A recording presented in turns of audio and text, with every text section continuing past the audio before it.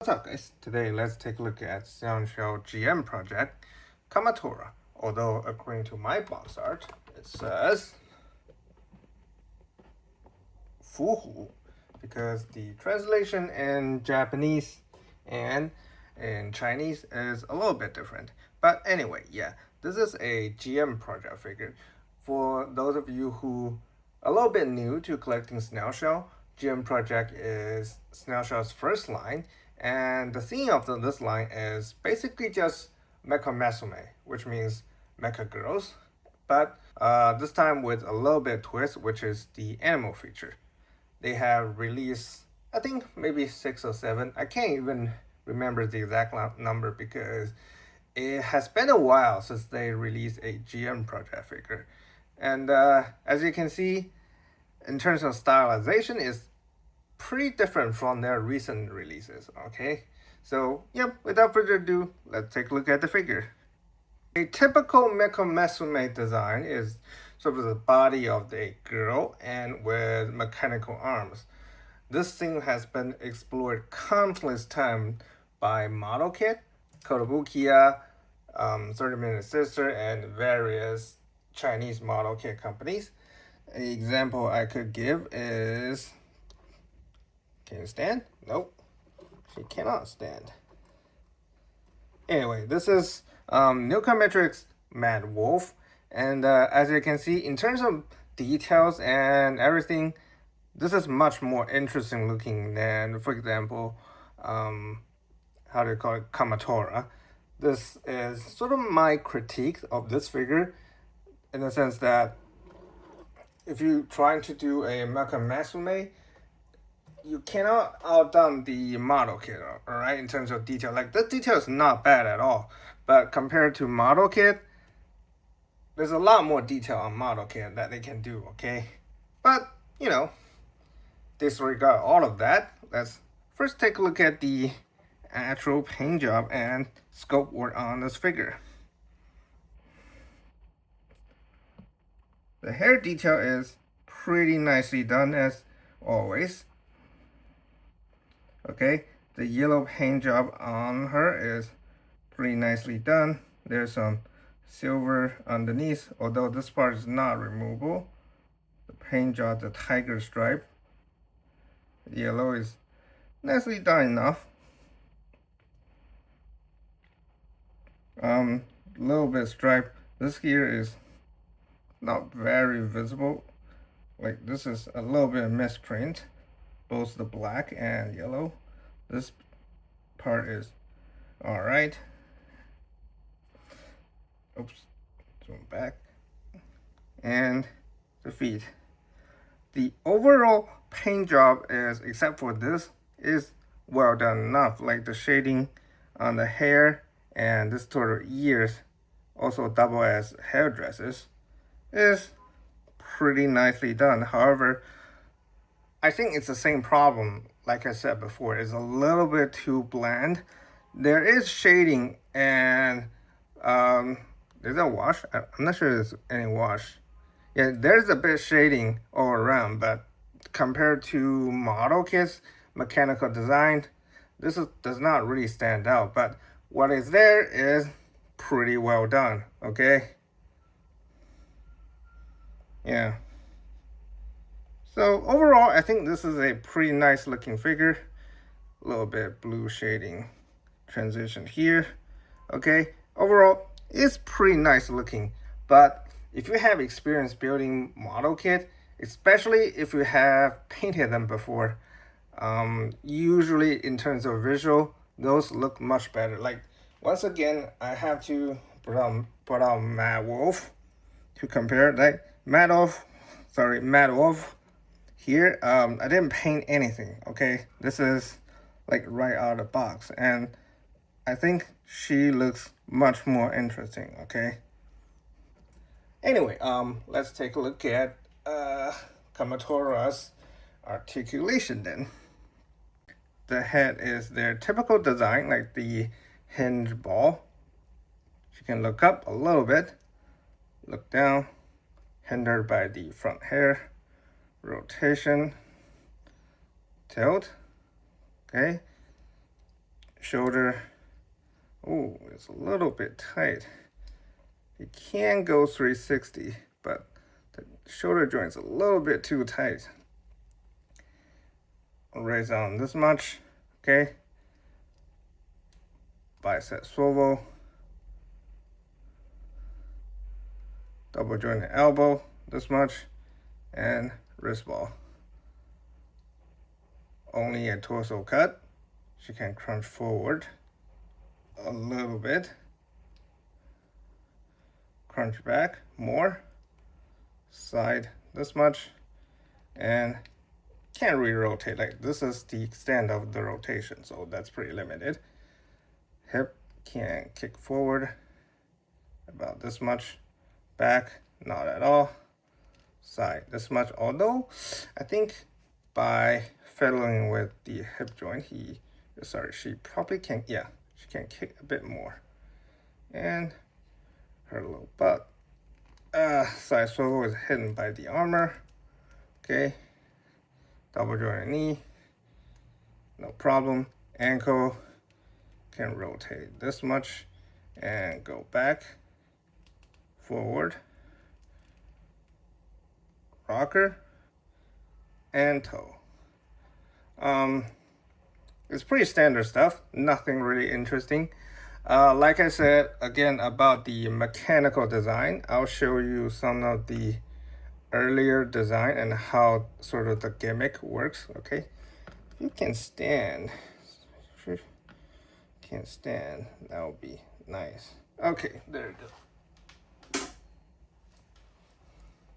This is, you know what, I'll grab the arm as well. This is the wolf armor, okay? A very early GM project release, and as you can see, there's a piston here, okay? That can work, and the armor bit here has sort of mechanic in them. Same goes for the arms, okay? The claw has individual joint on them.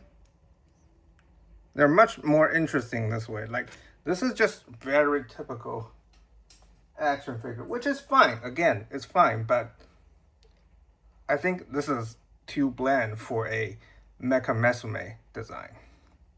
All right, let's take a look at her accessories. Oh, forgot to show that she can kick to the back this much. Okay, and cross leg. Pretty nice.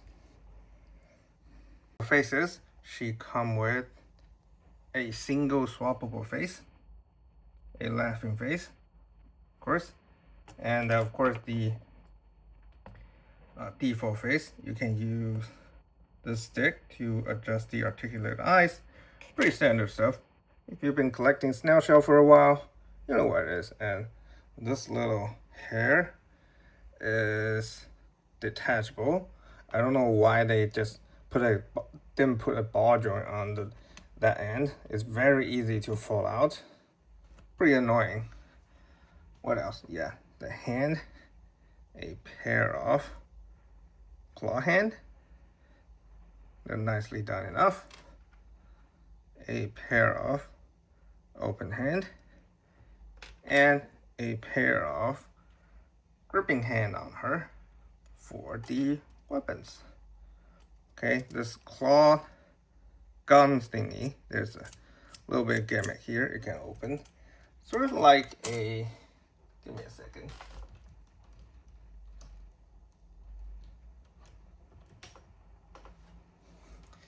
Yeah, very much looks like a Custodes Halberd gun. Can't remember what is the name of this. The issue with this is that first, the mechanic here is very loose. It's not a huge deal. However, her hand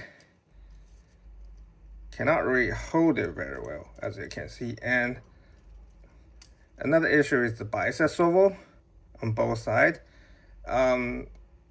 The friction here is too weak for holding the weapon like this, because this part is actually pretty soft PVC, and the joint inside is hard plastic, so the traction is not enough. okay, and the hand does not have enough gripping power. Now in some of the her promo shot, she's using the tails, as you can see, articulated, right? And this piece is also a separate piece. You plug in, okay? Plug it here. You can use the tail to help grip the weapon. Like, it's fine, but this is definitely something they should think about, okay? Because using the two hand, it's kind of hard to put her in any sort of dynamic action poses just using the gripping hand instead of the, you know, tails involved. What else? Yeah, the typical snail shell stand and two spare wrist joint. It's definitely fine, but again, I think the accessory is a little bit better, okay, compared to, for example, Garu. She has, like, Garu has a fish and a, what is it? A fishbone, oh sorry, a fishbone and a big stick with meat on it. She only has one weapon, so, and also one face. Although a good thing about her is that she can use all the faces from the previous, like, Bonnie Girl releases. This is, oops, give me a second. This is Panzer Bunny, okay?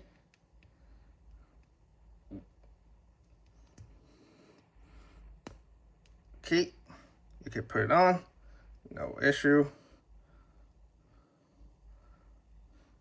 Next is the Irene. Put it on, no issue. And then Rena. No issue, perfect fit. So if you have these figures, playability wise, you get a bit extra, but as itself, I think the offering is a little bit better. Like, one extra face will be nice, two will be great, and another either effect piece or weapon will be nice. All right, let's do the size comparison. With the very first Snail Shell GM Predator figure, Wolf Girl, and Nuka Matrix Mad Wolf. With Snail Shell Garu and Kotobukiya Punimafu Long. With Hasuki Maid Gunner and Snail Shell Panda Bunny. With Sushin's Guardian Arena and Kyoto Jury. With Roman Key as Cow, Noda, Whaleworks as Cocoon, and Lado Toys Daisy Taurus. Overall, I don't think this is a bad figure at all. I think the execution is still there. The paint job is well done enough. I have a little bit issue, but it's not a huge deal unless you really zoom in. The engineering on the bicep, again, if you utilize the tail, not a huge deal. However, I do have a couple of issues with her. The first is, like I said a couple of times in the video, she just looked kind of bland, especially when you compare it to Mad Wolf, right? I know she's a model kit and this is a complete action figure, but still, she just doesn't look interesting enough, right? Even when you compare it to their own figure, Garu, both in terms of design and paint job, Garu is much more eye-catching. The second issue is the same with Garu, the value proposition. She just doesn't come with enough stuff to justify the price, especially when you compare to Daisy Taurus. I think she needs at least one or two more faces, a extra weapon, and some effect piece. Like the other faces from other figures, while it's nice that you can swap them seamlessly, that doesn't really count. So yeah, I think I can recommend her on sale, 30%, probably a good price, but full price is a little bit iffy. So yeah, that's pretty much it. Thank you guys for watching, and I'll see you guys next time.